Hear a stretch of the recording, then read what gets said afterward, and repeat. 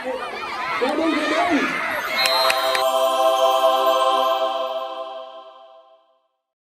บายดีเมื่อนี้อยู่โรงเรียนเฮ็ดวันครูเนาะเกี่ยมไปโรงเรียนอะไรไปสิหาไปเบิ่งบรรยากาศอยู่โรงเรียนกันเลยว่ามื่อนี้มันสิคึกคืนแล้วก็ไปตามม่วนซื่นซ้ำได้เนาะไปเลยเดี๋ยวขี่รถกันเดี๋ยวขับรถกันรถกับเปื้อนเปื้อนเลยพี่น้องไปเดี๋ยวสิพาไปเต็งในห้างกันเพื่อนค่อยก็บอกใกล้จ้าโรงเรียนดอกเนาะเดี๋ยวสิพาสิเอากองกันเดี๋ยวสิเอากองล้างไปเอาเด้อตอนนี้กำลังไปโรงเรียน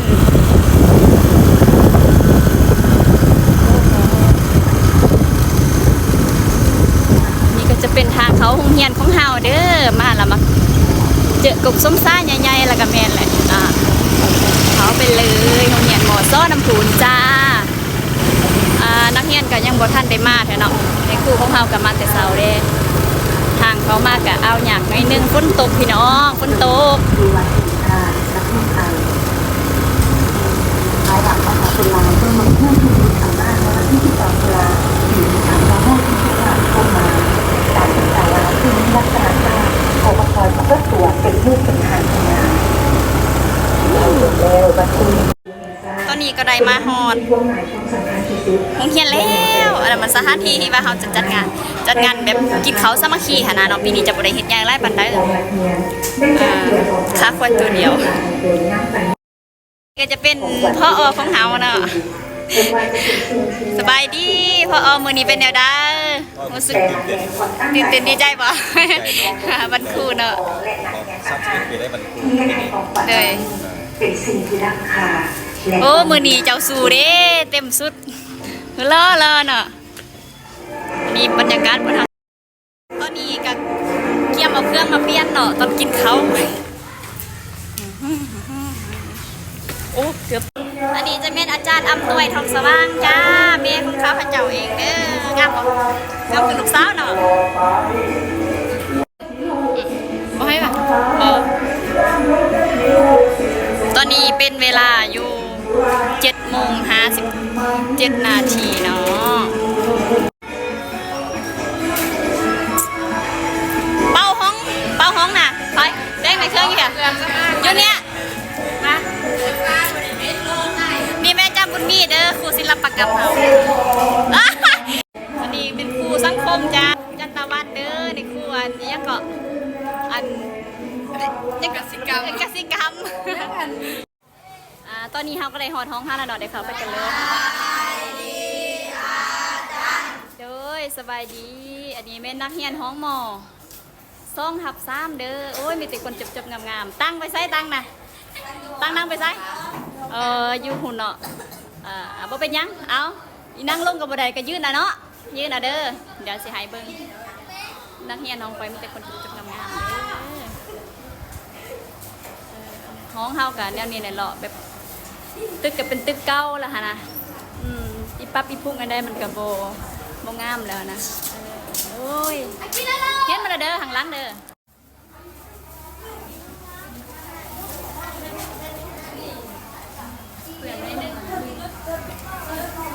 พวกน้องก็หากันปัดหาเด็กมาตามลำดับเด้อ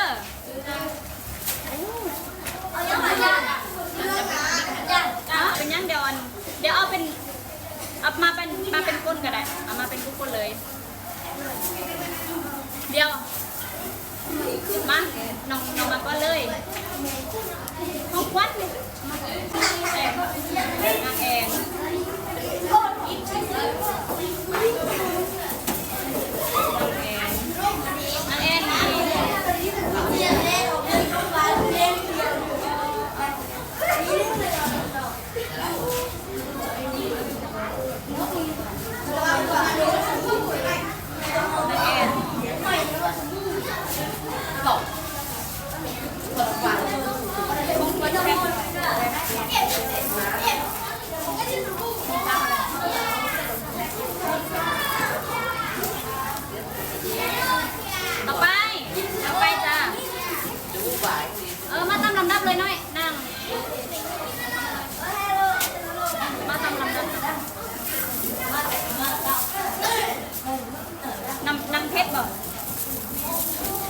น้ำเพชรบ่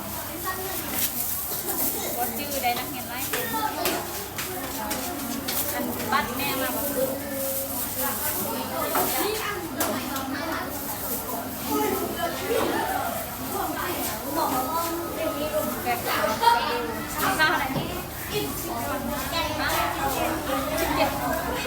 ข้าวอะไรโอเคต่อไป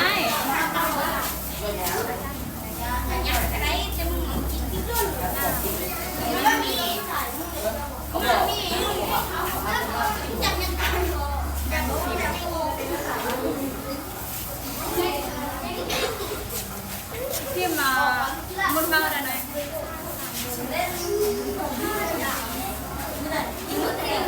ต่อไปจ้าลินดาอันบัตรแม่มาเนาะต่อไปเลยตัวนี้จะเป็นข้องรวมกันนะไปนะหัวรักกันไหมวะห้องจะทำเล็กๆเป็นก็จะมีชื่อของมันยังไงมุนค่าเขาดังมุนค่าเขาดังเพราะว่าเด่นแดงเพื่อนเด่น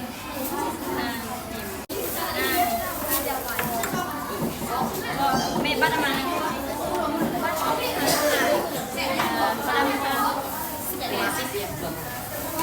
ต่อไป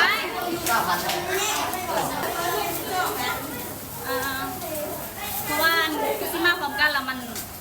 นยุ่งนะตัวนี้มันเป็นประจำของที่เก็บของขวัญแล้วเนาะอันนี้ก็จะเป็นของขวัญที่นักเรียนเอาให้ในปีนี้แล้วก็จะได้ถ่ายรูปรวมน้ำนักเรียนเล็กๆน้อยๆคลิปก็บังต้นเราก็ตัดออกไปหลายๆเนาะเพราะว่ามันยาวตอนนี้ก็กำลังได้กลับไปบนสถานที่ที่เราจะจัดงานปาฐกถาเกี่ยวกับคุณงามความดีของในครูคำเนาะก่อนสิมาเป็นวันครูแห่งศาสตร์วันครูลาวนี่มีประวัติเป็นมาแนวได้เนาะตอนนี้ก็กำลังย่างเข้าไปในพิธีของเฮาโดยนักเรียนกันหลายผู้ใดกับผู้จบงามสบายดีเราทานเทปนี้เป็นไงบ้างเรียนทานภาษาที่เคารพพื้นคือประสงค์ในการเข้าโรงนี้เป็นเพื่อจัดงานเพื่อมอบวันถูกนะครับผมหอบ91 ปีวันที่7 ตุลาคม1995วันที่7 ตุลาคม2525ที่ยังเป็นทางการเป็นเกียรติเข้าร่วมพิธีในครั้งนี้เสนออันนี้แม่นยังน้อยนักเรียนเนาะเลขาคณะพัฒนาท่านในบ้านสุวรรณภูมิทั้งเป็นประธานพิธีก็ให้เกียรติเข้าร่วมข้อตกลงสำเร็จเตรียมเสนอทางอาจารย์ต้นพงษ์คงทิพย์เลขาแม่พักอำนวยการโรงเรียนมอต้นลำพูนก็ให้เกียรติเข้าร่วมข้อตกลงสำเร็จเตรียมเสนอทางล่าชีวันทองประธานสมาคมพ่อแม่นักเรียนมอต้นลำพูนพอโดยคณะก็ให้เกียรติ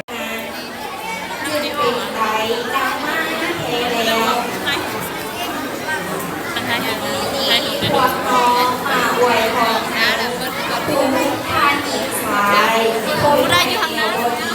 จงดีว่าไปกันนะข้อปอดอินจงสร้างการสุขล้นหมกจิตผู้อำนวยการโรงเรียนมอต้นลำพูนให้เกียรติขึ้นมอบเข้าแอนเซอร์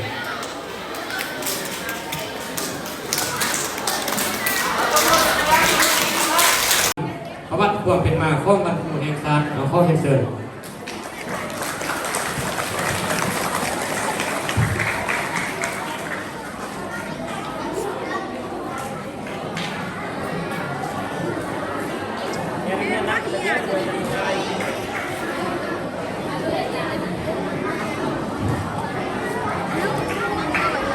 ก่อนอื่นเรียนทางกระพงทรงกิริหรือข้าคณะพัฒน์ท่านในบ้านสวัสดิ์ภูมิที่กรมการที่สูงเรียนทางอาจารย์สุพงศ์กิจหรือข้าเลยพักหน่วยการเรียนโซ่น้ำผุเรียนทางอาจารย์บุญทรงสิมุนเป็นวันที่ให้สังคมมนุษย์ได้ท่านเปลี่ยนจากระบบสังคมปฐมภูมิไปสู่ระบบสังคมอื่นๆเบื้องแล้วในขบวนวิวัฒน์พัฒนาดังกล่าวนั้น ครูอาจารย์ได้มีบทบาทในการประกอบส่วนอย่างคณะโดยบ่มีไผผู้ใดล่วงลืมใดฉะนั้นจึงข้อยกย่องขึ้นมาอ้างอิงดังนี้คนแนวใดเอิ้นว่าครูเอิ้นว่าในครูคำว่าครู นี่เป็นป้องกันเลย นั่นเป็นการสร้างการมีสำหรับประเทศเราก็ผมเอาเริ่มต้นถ้าเทียบใช้เวลาประเทศโลกตะวันตกแล้วเห็นว่าอยู่ไกลละลายหรือยังในศตวรรษที่12ประเทศที่ประเทศฝรั่งเศสประชาชนไทยเกิดจากการกสิกรรมยึดถือการค้าที่เกิดมีตัวเมืองการค้าและตัวเมืองอุตสาหกรรมอย่างหลากหลายแต่กลุ่มการข้ามประเทศลาวก็พบเขาในศตวรรษที่14จอมฟ้าเมืองมหาราช บุญซองซีมูลอดีตอำนวยการโรงเรียนก่อสร้างลำพูนซองท่านอาจารย์คำพันธ์พรหมจันทร์อดีตอำนวยการโรงเรียนก่อสร้างลำพูน3ท่านอาจารย์ต้องขามเดือนมีไล4ท่านอาจารย์ต้องใส่พันธวงศ์5ท่านอาจารย์ของนักซีมูล นี่ก็จะเป็นการมอบของขวัญเนาะให้พนักงานบำนาญที่ว่าเคยสิซ่อนอยู่โรงเรียนหมอซ้อนน้ำพูนแห่งนี้เนาะหลังจากนั้นก็จะเป็นการมอบของขวัญครูประจำห้องแต่ม.1 ฮอดม.7 เนาะนักเรียนจะได้มามอบของขวัญให้ครูประจำชั้นของตนเองโดยผ่านเป็นมูลเป็นเงินเนาะผ่านมูลค่าก็เพิ่นจะติดป้ายใส่แต่ละห้องก็จะบอกรายละเอียดอยู่ในป้ายหั่นเนาะเรียนรับของขวัญไปแล้วบ่ฮะ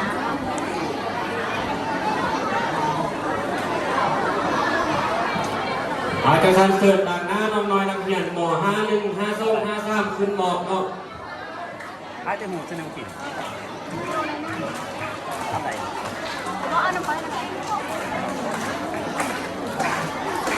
ม.51 มูลค่า650,000 กีบม.52 550,000 กีบ53 669,000 กีบรวมมูลค่า1,999,000 กีบ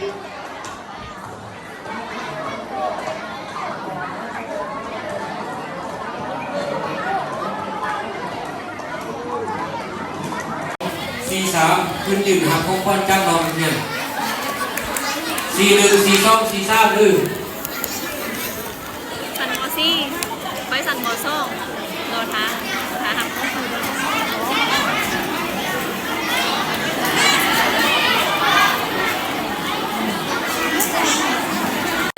สันมอซี่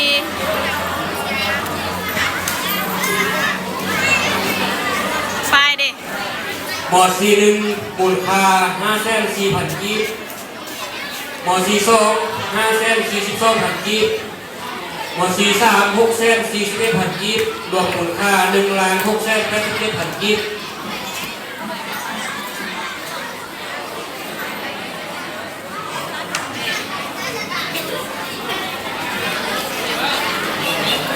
ห้องหมอสร้างทับ1หมอสร้างทับ2หมอสร้างทับ3เนาะที่ทำพวกคนมาอย่างไรเนี่ยหลังจากเทนแล้วพิธีแล้วก็ส่งแสดงศิลปะ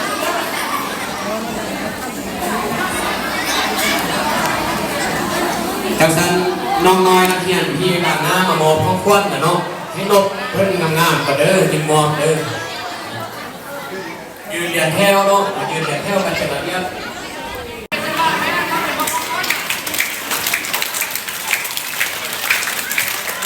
หมอ31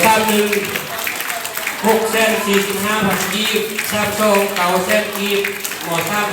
590,000 กีบรวมมูลค่า2,135,000 กีบ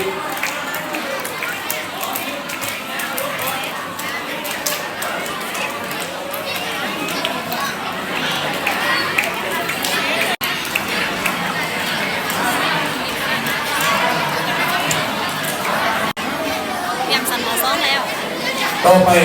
เชิญครูประจำห้อง21 22 23ขึ้นยืนหักของขวัญจากน้องเลยอย่าง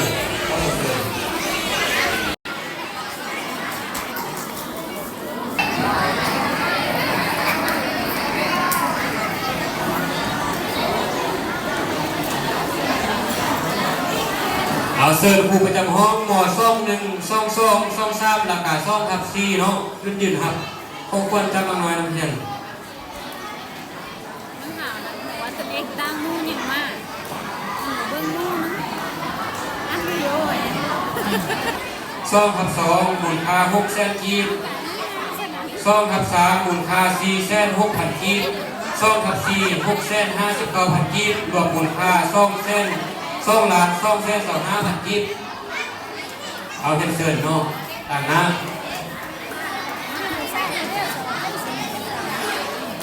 กูได้ให้แบบมันหนุกสักขึ้นบอแล้วอันคูบจะห้องนะ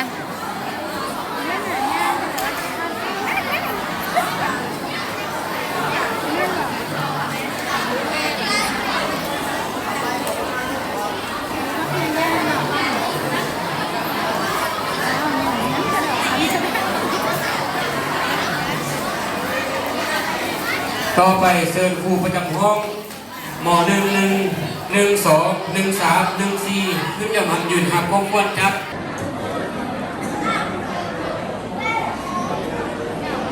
ตอนนี้พิธีการของเฮาก็ถือว่าสำเร็จเป็นทีเรียบร้อยแล้วในครูแต่ละคนก็เขามาร่วมทายโหบเนาะทายโหบเพื่อเป็นทีละทึกสันทีละนึกไวเป็นเบิงอุ้ยเนาะคอยกันลงสะลงสายแล้วนี้นะ เมาค้างเพิ่นว่า7 ตุลามันยืนว่าซานโอเคหลังจากที่ทายโหบแล้วก็ผู้ใดก็น่าซื่นตาบ้านเนาะอยากกินข้าวแด้ตอนนี้ก็กำลังหลังจากที่แล้วเนาะก็จะเบิ่งชมศิลปะวรรณคดีเล็กๆน้อยๆที่จริงน่ะชมศิลปะก่อนเด้อจึงแล้วพิธีนะแต่ว่าค่อยหันตัดคลิปผิดนะก็บ่เป็นหยังคนเฮาก็ต้องมีผิดพลาดกันได้เนาะ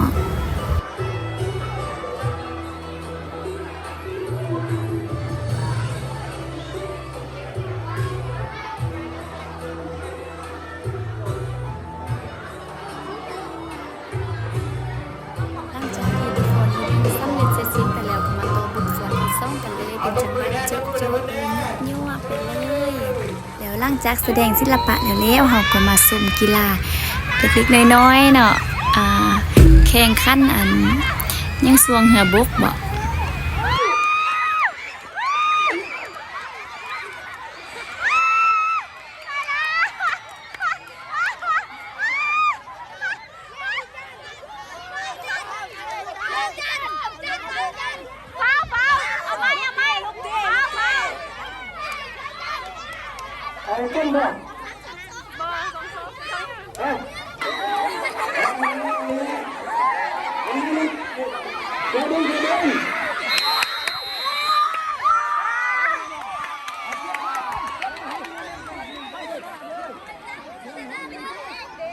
เอาหุ้นการแข่งขันงานห้องได้สนามกี่3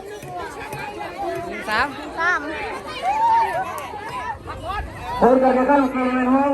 1 เป็นต่อชนะเนาะ กีฬาของเฮาเนี่ยมันจะมีอยู่3รายการก็คือรายการสวงเหือบกแล้วก็ดึงเสือกเนาะดึงเสือกแล้วก็มีอมนำใส่แก้วค่ะถ้าผู้ได้ที่ว่าอมนำใส่แก้วหากว่าเต็มก้อนก็จะได้รางวัลได้ที่1ไปเลยหั่นน่ะเนาะแล้วก็ช่วงต้นมอบของขวัญรางวัลนั้นของนักกีฬาหันละแม่นโทรศัพท์หันแบตหมดแล้วก็เลยบ่ทันได้ถ่ายวิดีโออีหยังไว้แล้วก็บ่ได้ฮู้ว่าห้องใดชนะห้องใดได้ที่ยังน่ะเนาะบ่มีรายละเอียดตัวนี้เนาะก็ขอโทษนำหลายๆหลังจากที่ส้มแล้วก็เสียกีฬาแล้วเนาะก็พอดีพาเขาของเฮาก็พอดีจัดแต่งเรียบร้อยเนาะแค่คนก็ทยอยเข้ามาจะได้จับโทรศัพท์อัดคลิปตั้งแต่ตอนทับอิฐนี่แหละเนาะส่วนอากลางหรือ